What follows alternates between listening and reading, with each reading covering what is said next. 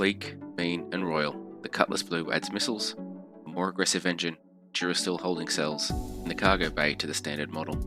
The Cutlass Blue is the Outworld Militia's standard choice of ship for patrols.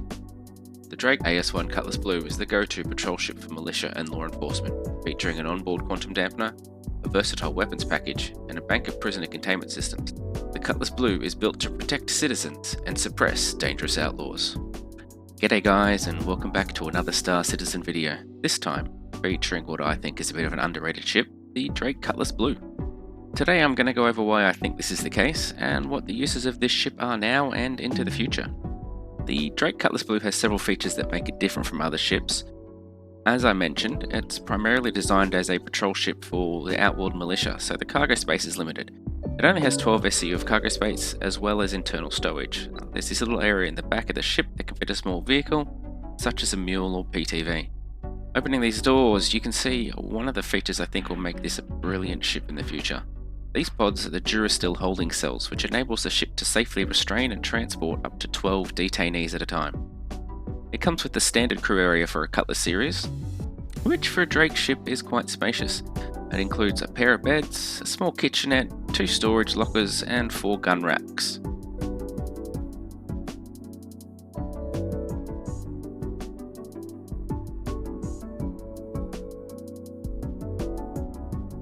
Up front, you have the pilot and co-pilot seat. We'll explore the co-pilot seat in more detail later. For now, let's jump into the pilot seat and see what we have.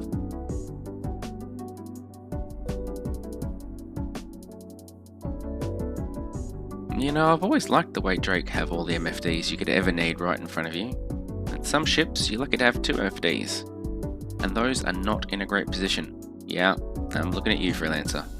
Whereas Drake have given us 6 MFDs, and at a glance you can see any of them that you might need. Alright, let's get off planet and see what this ship can do, and have a talk about the performance. Like most Drake ships, the Cutlass has VTOL, and the engines actually move to point down, kind of like you'd expect them to, which I've always thought is a nice little touch.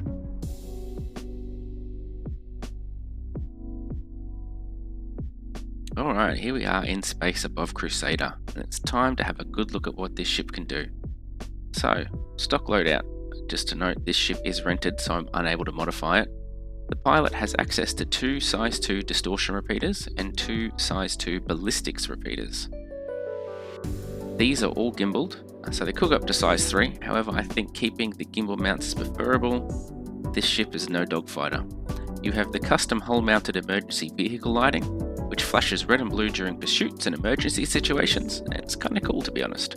You get 1 medium power plant, 2 medium coolers, and 1 medium shield generator. Alright, let's go check out the co-pilot seat.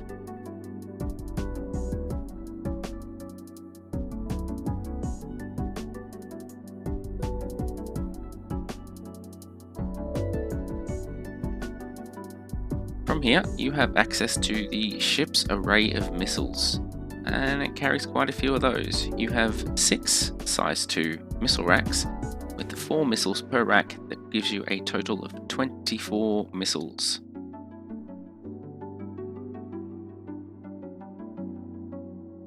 And in the back here, we have a turret. So those are your 4 racks, your guns.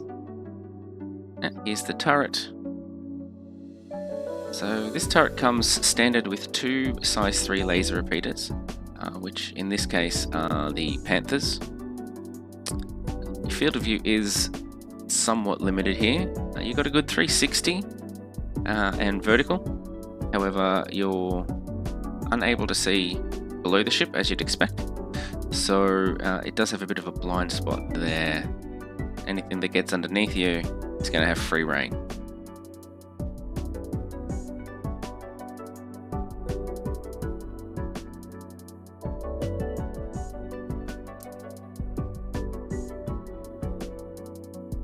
So there's one last bit of kit we need to check out.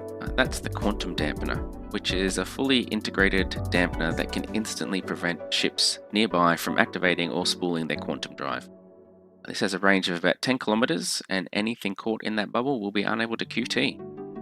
And you add in the amazing speed of this ship, which has a max speed in space of near enough as to not matter to 1300, and nothing you're chasing will get away from you. Keep in mind here, the QD does not discriminate, so any ship that flies within 10 kilometers of your ship will be caught, so deploy it only as needed. Also note that your IR signature, while it is deployed, will be massive, so just be aware of that. Plus, that effect looks pretty cool, eh? I do like it.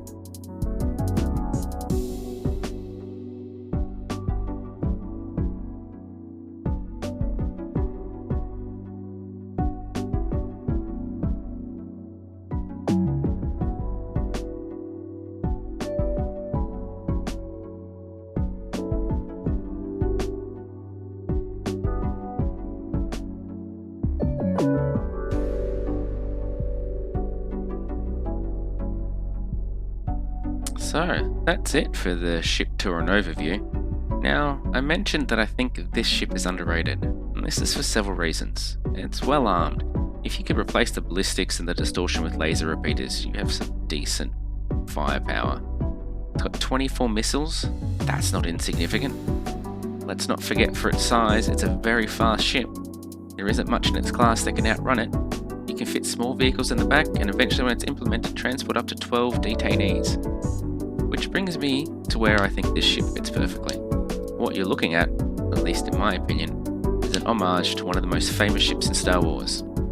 Yep, you got it, Slave One, a modified Firespray 31 class patrol and attack craft used by the infamous bounty hunter Boba Fett. Which is where I think this ship will shine. We know CIG is working on the bounty hunting system, and eventually you won't just be able to kill your target to claim the bounty. There will be some that need to be disabled, then captured, and taken back to a holding facility for processing. And that's where I think the Cuddy Blue will shine. Being able to stop a target from running by QT, fast enough to run down any ship that's not a light fighter, and with the firepower to disable its targets, I'm planning on running the Blue as a bounty ship. So let me know in the comments, what do you think about the Cutlass Blue? Are you going to run bounties with it? RP as a local militia for a system? Or perhaps use it for piracy, something else that it is also well suited to. As always, if you enjoyed this video, leave me a like, maybe even subscribe. If you do, hit the bell icon so YouTube lets you know when I drop something new. Thanks for watching, and I'll catch you in the next one. Cheers!